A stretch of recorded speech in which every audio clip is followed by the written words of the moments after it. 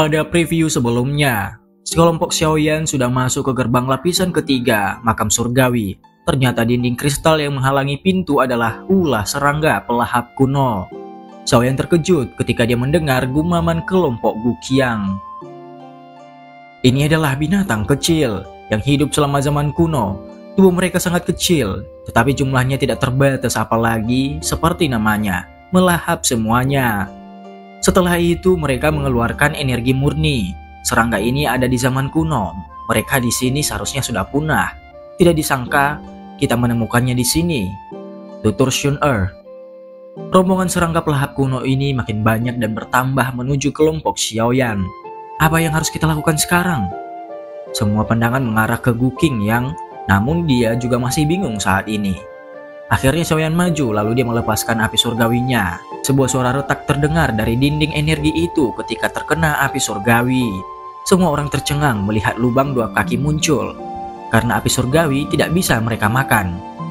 Xiaoyan menghela nafas lega, semua orang pun diam-diam menghela nafas. Untungnya mereka dapat solusi.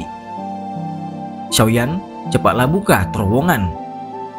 Kegembiraan melintas di mata Hunya saat dia buru-buru mendesak. Xiaoyan mengabaikan Hunya.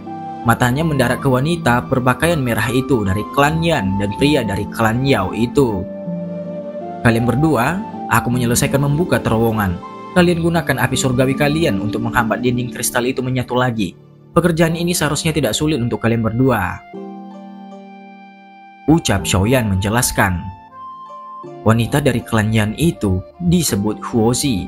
Dia memiliki api teratai merah yang berada di peringkat ke-8 peringkat api surgawi. Dan orang dari klan Yao itu bernama Yao Xingji. Dia adalah seorang alkemis dari klan Yao. Level alkemisnya sangat luar biasa. Shun-er memperkenalkan mereka ke Xiaoyan dengan detail. Xiaoyan belum pernah melihat api surgawi di peringkat ini. Orang dari klan Yan itu aman saja dan menuruti. Namun, orang dari klan Yao itu sepertinya secara terpaksa. Namun karena situasi, apa boleh buat? Saya harap setiap orang seharusnya sadar betapa besar upaya yang dilakukan untuk membuka dinding kristal ini. Menggunakan api surgawi juga sangat melelahkan.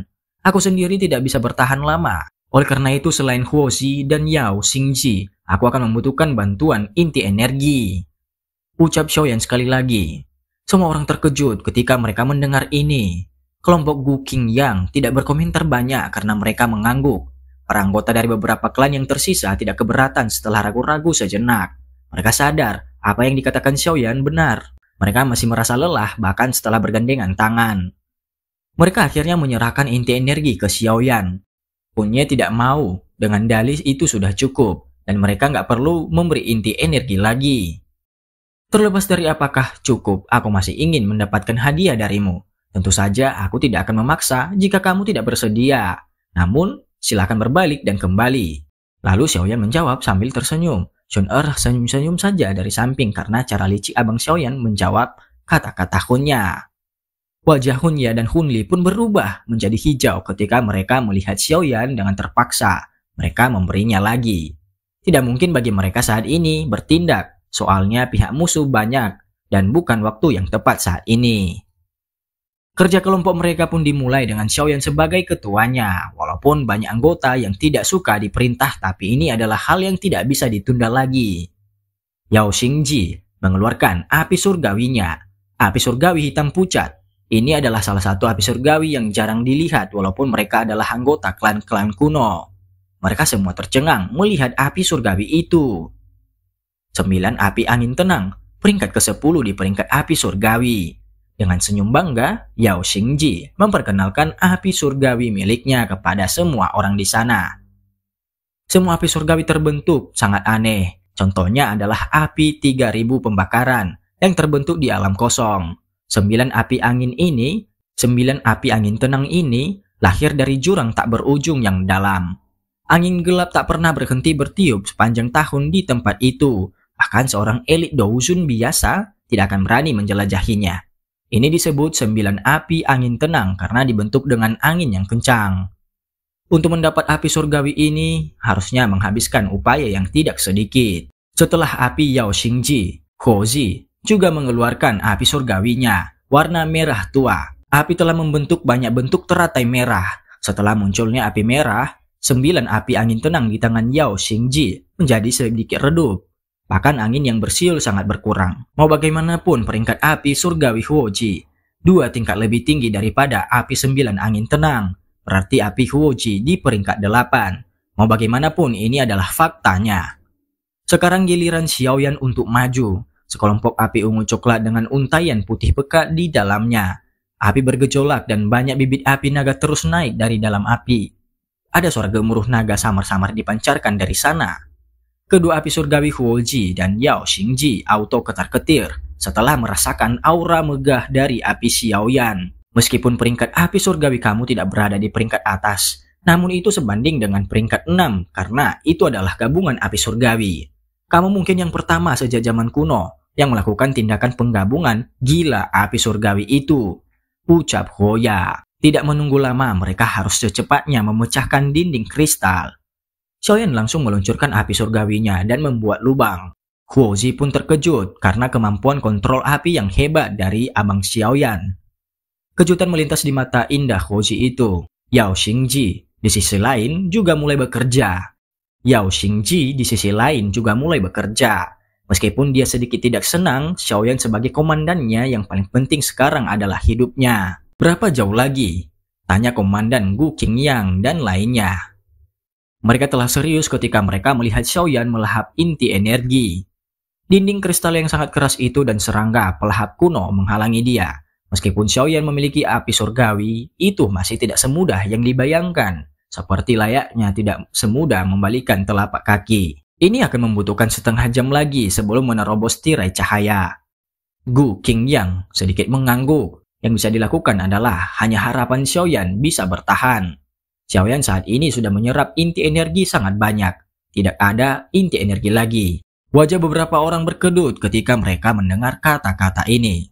Gu Qingyang merenung sesaat dan dengan cepat mengambil inti energi itu.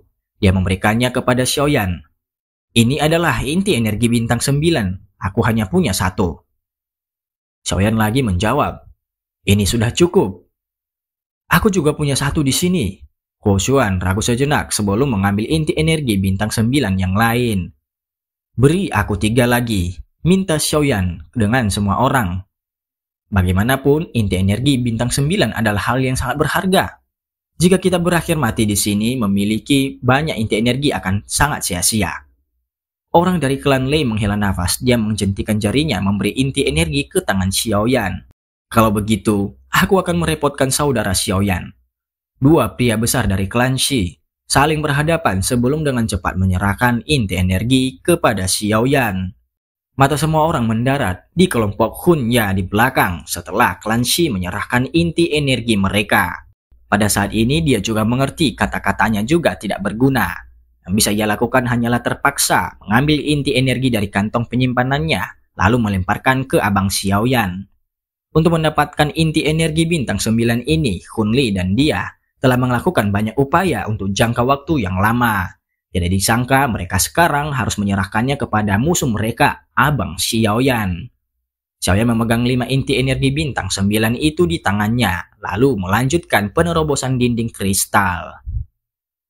Kita sebentar lagi akan keluar, ucap abang Xiaoyan. Dia melihat dinding kristal zamrud di depannya. Serangga pelahap kuno yang padat telah menutupi jejak mereka. Hanya dengan menyerang ke depan, mereka akan dapat benar-benar memasuki level ketiga dari makam surgawi. Naga api itu dengan keras bertabrakan dengan dinding zamrud. Mereka fokus pada sesuatu di tengah dinding kristal itu. Ada makhluk seukuran kepalan tangan memancarkan cahaya merah pucat di tempat itu. Melihat dari kejauhan, itu tampak seperti kepompong serangga. Dinding kristal di sini tampaknya sangat sulit, bahkan warnanya bahkan lebih padat dari yang kita lihat sebelumnya. Dengan banyak usaha, sebuah garis retak kecil mulai terlihat di dinding kristal itu. Garis retak ini mulai menyebar dengan cepat dan akhirnya duar meledak. Xiaoyan tiba-tiba meraih pecahan kristal terbang yang ke segala arah itu ketika dinding kristal itu pecah. Sesuatu yang hangat seperti batu giok mendarat di tangannya.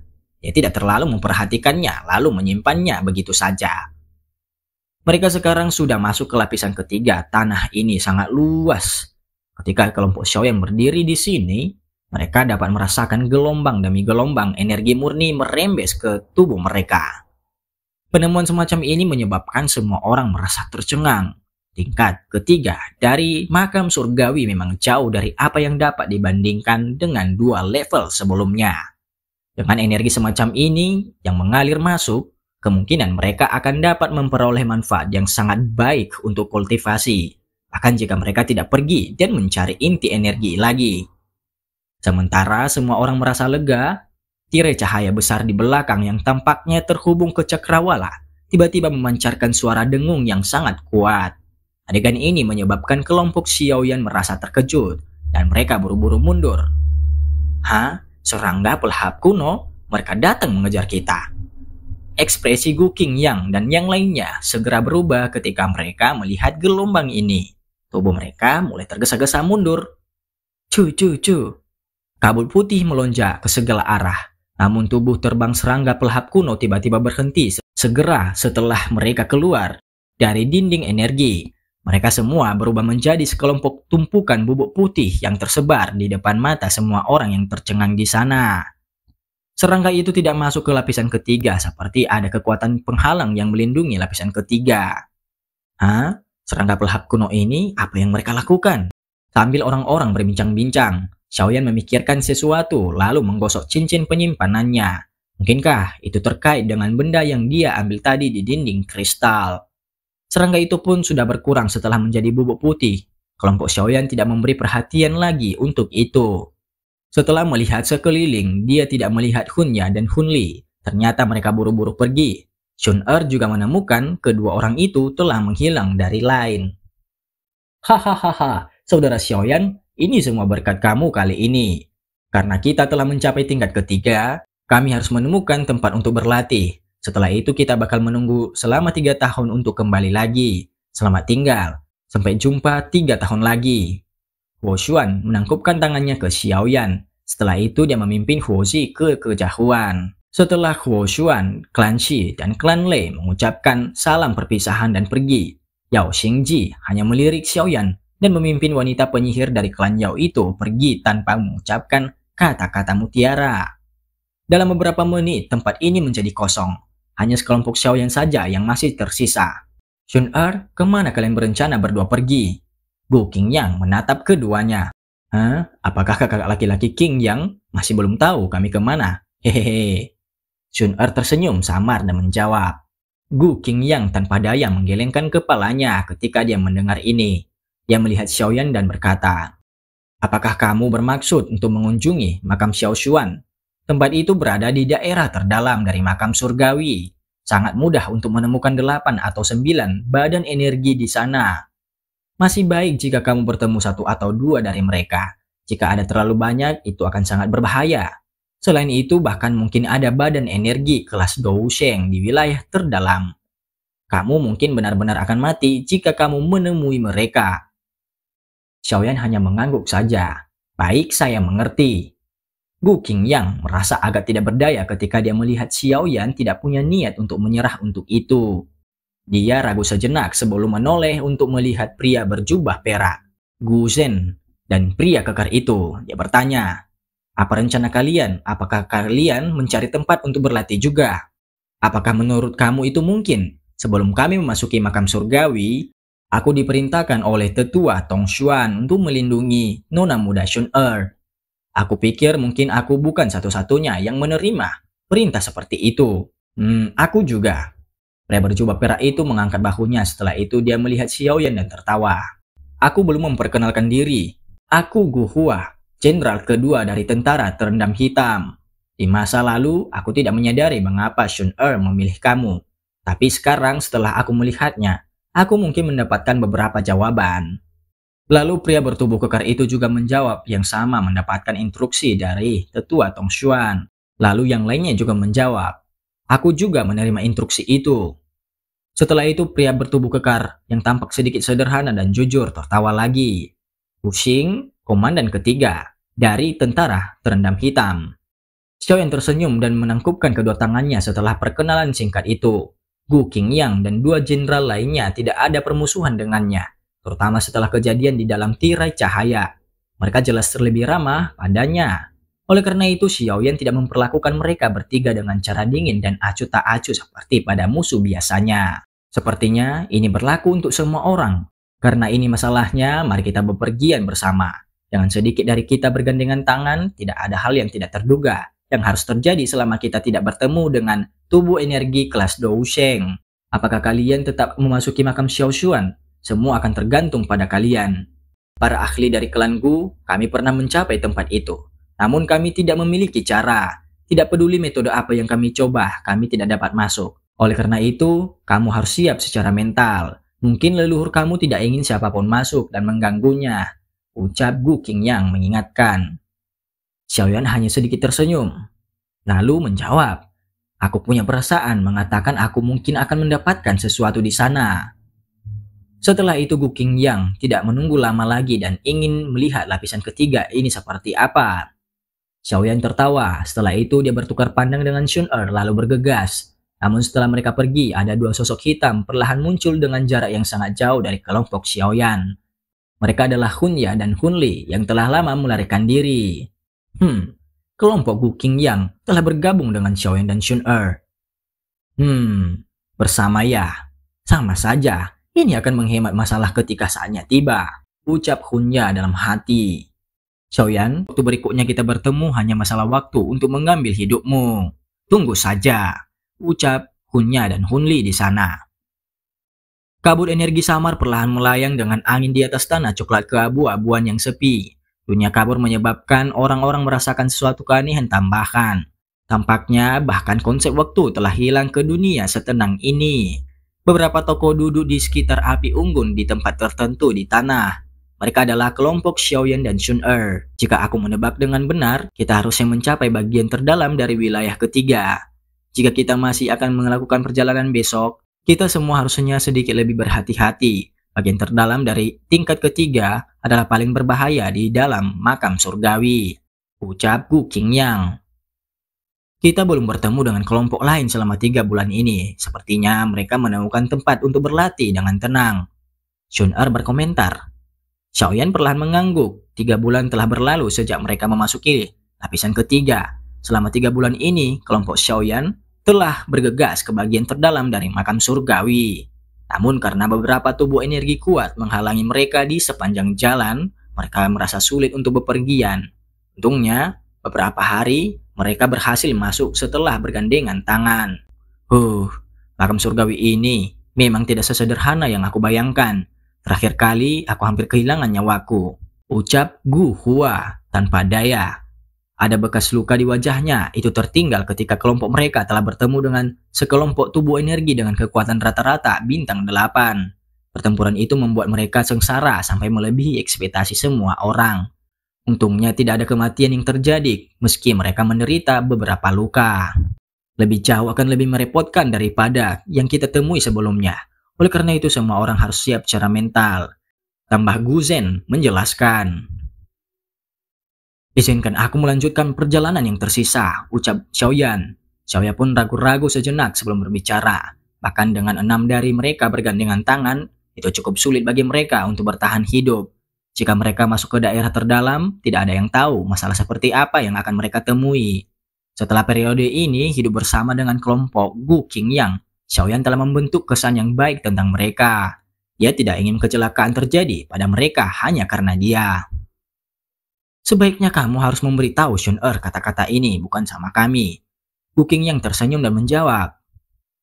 Kita sudah sampai sejauh ini, jadi jangan mengatakan kata-kata menyedihkan seperti itu. Selama kita berhati-hati, mungkin tidak akan ada masalah. Mata Xun Er yang cantik dan mempesona menatap abang Xiaoyan. Xiaoyan hanya bisa tersenyum pahit dan mengangguk ketika dia mendengar jawaban itu.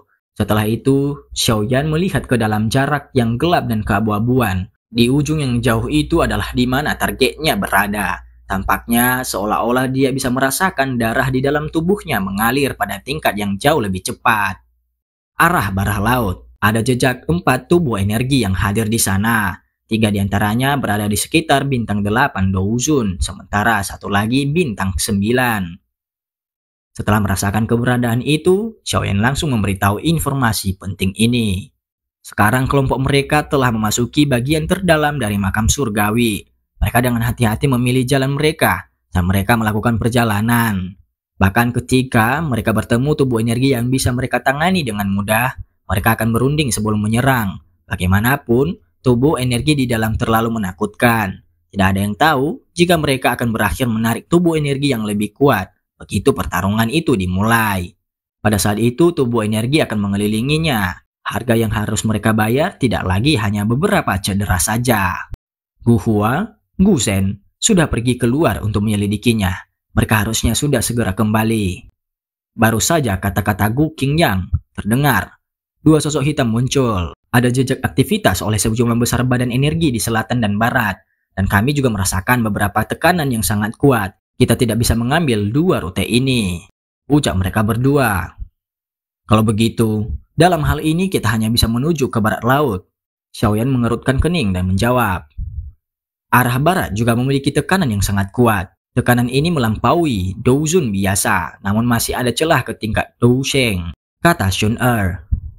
Kelompok Xiaoyan tenang setelah mendengar kata-kata ini. Lebih kuat dari bintang 9 Douzun, sementara lebih lemah dari seorang elit Dousheng. Sepertinya ini harusnya di kelas Bansheng. Ini juga merupakan eksistensi yang sangat merepotkan. Mereka sadar tubuh energi Bansheng akan memiliki banyak badan energi yang menjaganya. Bansheng yang mereka temui kali ini hanya memiliki 4 badan energi di sekitarnya. Ini dianggap cukup kecil. Apa yang harus kita lakukan? Tak satu pun dari 3 arah itu mudah dimasuki. Namun arah utara-barat sedikit lebih mudah. Ada tubuh energi yang lebih sedikit ke arah itu. Tidak akan mudah untuk menarik tubuh energi lainnya, bahkan jika kita akhirnya bertarung. Jika itu adalah 2 area lainnya, kita akan berakhir dikelilingi pertempuran berbahaya. Gu Hua menduga situasinya dan menjelaskan. Xiaoyan bertukar pandang dengan Gu Qingyang dan matanya beralih ke barat laut.